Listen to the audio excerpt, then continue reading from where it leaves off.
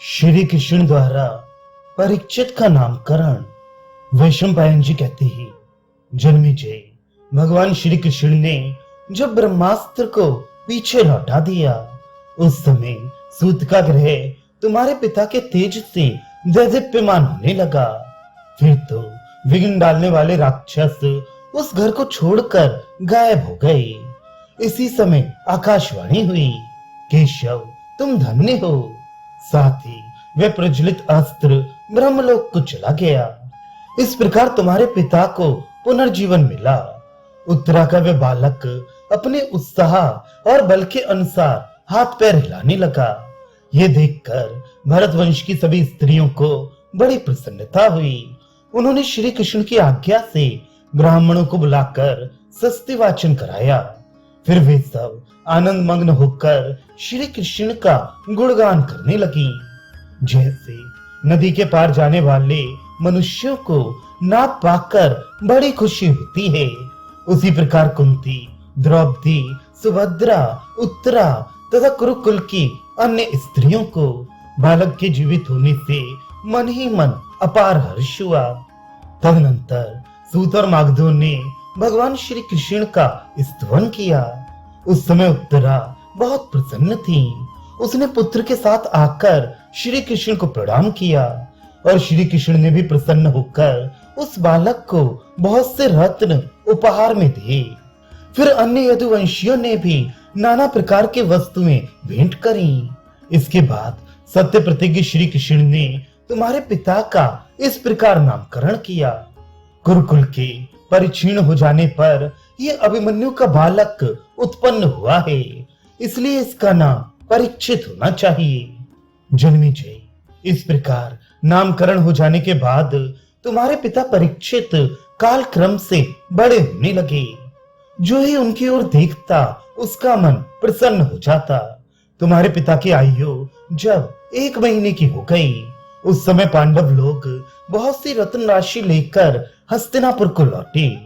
यदुवंशियों ने जब सुना कि पांडव नगर के समीप आ गए हैं, तो वे उनकी अगवानी के लिए बाहर निकले।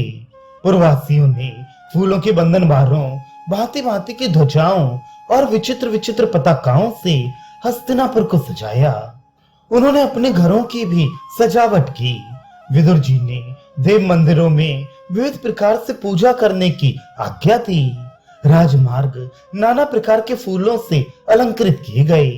उस समय हवा के इशारे से हस्तिनापुर में चारों ओर पताकाएं फहरा रही थीं। पांडवों के समीप आने की बात सुनकर भगवान श्री कृष्ण अपने मित्रों और मंत्रियों के साथ उनसे मिलने के लिए चले। उन सब लोगों ने आगे बढ़कर अगवानी की और सब एक दूसरे के साथ धर्मानुसार मिले। तत्पश्चात पांडव और यदुवंशी वीरों ने एक साथ होकर हस्तिनापुर में प्रवेश किया। उस समय धन का खजाना उनके आगे आगे चल रहा था। पांडव अपने मित्रों और मंत्रियों सहित बहुत प्रसन्न थे। वे एकत्रित होकर सबसे पहले राजा धृतराष्ट्र के पास गए तथा सबने अपने अपने नाम बतलाकर उनके चरणों में प्रणाम किया। धृतराष्ट्र से मिलने के बाद वे गांधारी, कुंती और विदुर जी का सम्मान करते हुए युयुत्सु से मिले। इसके बाद उन्होंने तुम्हारे पिता के जन्म काल का अत्यंत अद्भुत एवं आश्चर्यजनक समाचार सुना और भगवान श्री कृष्ण के उस अलौकिक कर्म की बात सुनकर उनकी बड़ी प्रशंसा की। इसके थोड़े दिनों बाद महातेजस्वी सत्यवती नंदन व्यास जी हस्तिनापुर में पधारे। पांडवों ने उनका यथोचित पूजन किया और वृष्णि एवं अंधक वंशी वीरों के साथ वे उनकी सेवा में बैठ गए। फिर नाना प्रकार की बातचीत के बाद धर्मनंदन युधिष्ठिर ने महर्षि व्यास से कहा, भगवान आपकी कृपा से जो ये रत्न लाया गया है, उसका अश्वमेध यज्ञ में उपयोग करना चाहता हूँ। इसके लिए आपकी आज्ञा की प्रतीक्षा है। हम सब लोग आप और भगवान श्री कृष्ण के अधीन हैं। व्यास जी ने कहा, राजन मैं तुम्हें यज्ञ के लिए आज्ञा देता हूँ। अब इसके बाद जो भी आवश्यक कार्य हो उसे आरंभ करो। विधि पूर्वक दक्षिणा देकर अश्वमेध यज्ञ का अनुष्ठान करो। अश्वमेध यज्ञ सब पापों से छुटकारा दिलाने वाला है। उसका अनुष्ठान करके तुम निसंदेह पाप से मुक्त हो जाओगे। व्यास जी के ऐसा कहने पर धर्मात्मा राजा युधिष्ठिर ने अश्वमेध यज्ञ आरंभ करने का विचार किया। महर्षि व्यास की आज्ञा लेकर उन्होंने भगवान श्री कृष्ण के पास जाकर कहा, पुरुषोत्तम, हम आपके ही प्रभाव से अपने अधिकार में किए हुए उत्तम भोगों का उपभोग कर रहे हैं। आपने ही अपने पराक्रम और बुद्धि के बल से इस संपूर्ण पृथ्वी को जीता है, अतः आप ही यज्ञ की दीक्षा लेकर इसका आरंभ कीजिए, क्योंकि आप हमारे परम गुरु हैं। यदि आप यज्ञ का अनुष्ठान करेंगे तो निश्चय ही हमारे सब पाप नष्ट हो जाएंगे।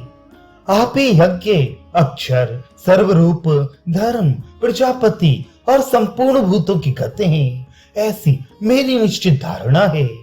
श्री कृष्ण ने कहा, महाराज, ये कथन आपके ही योग्य है। मेरा तो ऐसा विश्वास है कि आप ही संपूर्ण प्राणियों को सहारा देने वाले हैं, क्योंकि आप धर्म से सुशोभित हैं।